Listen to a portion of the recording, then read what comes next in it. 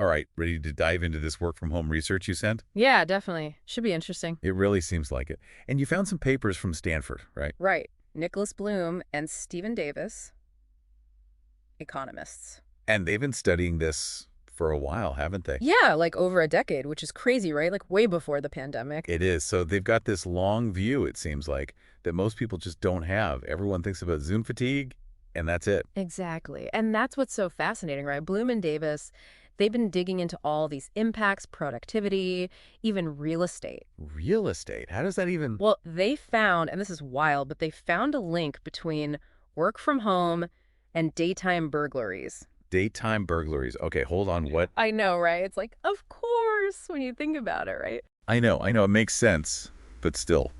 More people at home means fewer empty houses, less opportunity, right? That is so interesting. It's one of those things that makes you realize how big this shift is. Totally. And Bloom and Davis aren't just looking at the surface, are they? No, not at all. They're going deep on what remote work really means. So it's not just do people like working from home? Right. It's bigger than that. They want to understand the long-term trends. For companies, for people, for everything, basically. Exactly. And their research, it really points to hybrid work, at least, sticking around. Yeah, which seems like where a lot of people are landing, right? It does. They found that something like a third of workers are remote at least 2 days a week. 2 days a week. That's got to be a huge change. It's massive compared to pre-pandemic. Huge E. It's like that whole Tuesday through Thursday thing you always hear about. It is. And remember that article about the restaurant chain? Oh, yeah, the one where their catering orders tanked on Mondays and Fridays. Yep, that one. Real-world data mirroring Bloom and Davis's findings. People joke, but it's true. And it's not just about the workers, is it? You're right, it's not. Companies benefit too, you know. In what ways?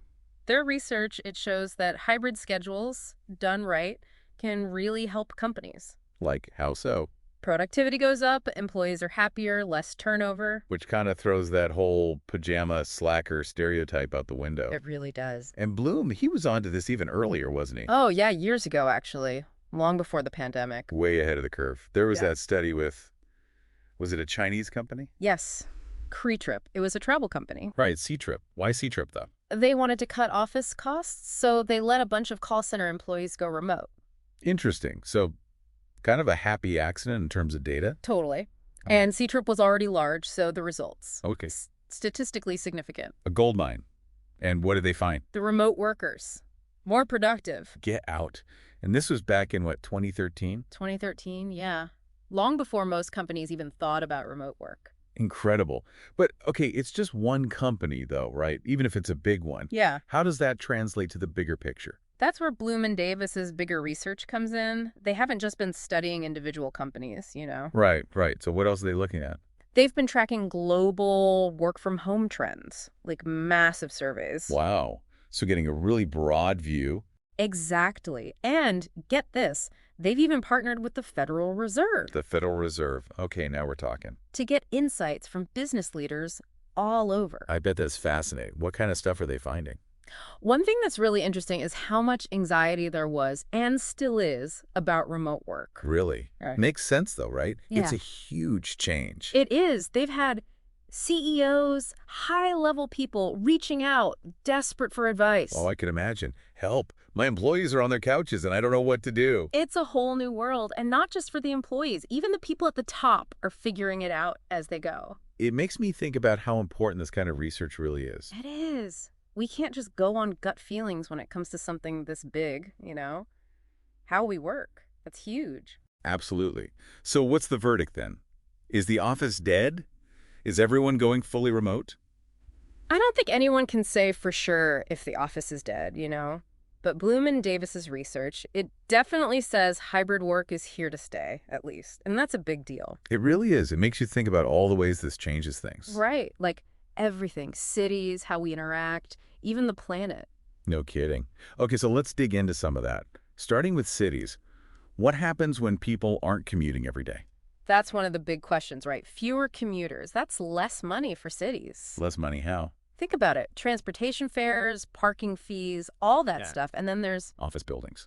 Exactly. Yeah. Empty buildings all over the place. And what about all those businesses? The coffee shops, those places selling overpriced snacks near office parks? gone. It's a whole ecosystem that's being disrupted. Kind of depressing when you put it like that. It is, but what's interesting is Bloom and Davis, they see this as an opportunity. An opportunity? How so? They say with fewer commuters, we could redesign our cities. Imagine less traffic. Okay, yeah, I like where you're going with this. We could convert those empty offices into housing, which we really need, by the way, and more green spaces. Okay, now you're talking. Less concrete jungle, more, well, something nicer. So less doom and gloom, more like hitting the reset button. Exactly. Of course, it's not going to be easy. Right. Change never is. But their research at least gives us a way to think about it, both the challenges and the good stuff. I like that. So we've covered cities, but you mentioned the planet too and the social side of things. What about all that? Right, right. Well, let's see where to start. Socially, the big worry is isolation. Becoming hermits, only Yeah. talking through emojis. Right. And Bloom and Davis, they acknowledge that risk. Yeah, I can see it both ways. I mean, I miss those random chats with coworkers, but then again, No more awkward elevator encounters. exactly. But seriously, technology can only do so much, right? It's not the same as being there. It's not. So we need to be more intentional about building those connections, I mean. Like what? Joining a book club. Yeah. Actually calling someone instead of just liking their post. Exactly. Effort, right. Got it. So what about the environmental impact? Good or bad? Well, like most things, it depends. Bloom and Davis say there's big potential to cut emissions with fewer people driving. Less traffic, cleaner air, wins all around. Sounds great, right? But it's not that simple. What if everyone's home running AC all day? Oh, right. Using more energy at home. Exactly. And then there's stuff like, what if people move further out of cities for more space? Longer commutes for the people who can't work remotely. It's a trade-off, for sure. But Bloom and Davis's work, it helps us see those trade-offs. So it's about more than just remote work is good or remote work is bad. It's more complex than that. Way more. And they're asking all the right questions, even if they don't have all the answers yet. Like, how does all this affect us personally, our well-being, our mental health? All right, so we're back and ready to wrap up this deep dive on work from home. It's been fascinating so far. It really has. We've talked about so much, haven't we? I mean, the economics, the social side, even the planet. It's a lot. But one thing's clear. Work from home is still changing, isn't it? Absolutely. It's like this slow motion revolution, and we're right in the middle of it. That's a great way to put it. So what's next? What are the big questions, the things we should be watching for? Well, Bloom and Davis, they talk a lot about inequality. We have to be careful about that. Because it's mostly the higher paid people who even have the option to work from home. Right? Exactly. And if those workers are concentrated in certain industries, certain places, It could make existing inequalities even worse. right, it's not just where we work, it's who gets to work remotely. It's like this whole other divide in the workforce. Those with flexibility and those without. Exactly. And that's something we really need to address, don't we? Policymakers, companies, even workers themselves. So it's not enough to just celebrate the good parts of remote work. We have to make sure everyone benefits. 100%. And then there's the whole question of what happens to the relationship between employers and employees. Oh, interesting. What do you mean? Well, as remote work becomes more normal, we might see more freelancing, contract work, that kind of thing. Less of the traditional 9 to 5, more gig work. It's possible, which again has pluses and minuses, right? More freedom, but maybe less security, fewer benefits. It's that balance again, isn't it? Freedom versus security. It always is. And both sides, employers and employees, are going to have to figure out how to make it work. For sure. Okay, so we've got inequality, changing job landscape. Anything else? Bloom and Davis also talk about how this changes the spaces we design. Right, like our homes and our offices. We touched on that earlier, but it's worth another look. Are we going to see more homes built with offices? Maybe. And what happens to those giant office buildings? Will companies want them anymore? Or will they want something smaller, more flexible? Right. Or maybe it'll be a mix. Some downsizing, some going fully remote.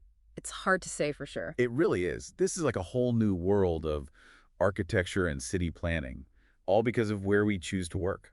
It is. And it's not just about the buildings themselves. It's about what's in them, right? How do we make spaces that encourage collaboration, creativity, even if people aren't there all the time? That's a great point. So much to think about. It feels like the future of work is still being written, doesn't it? It really does. And that's both exciting and a little scary.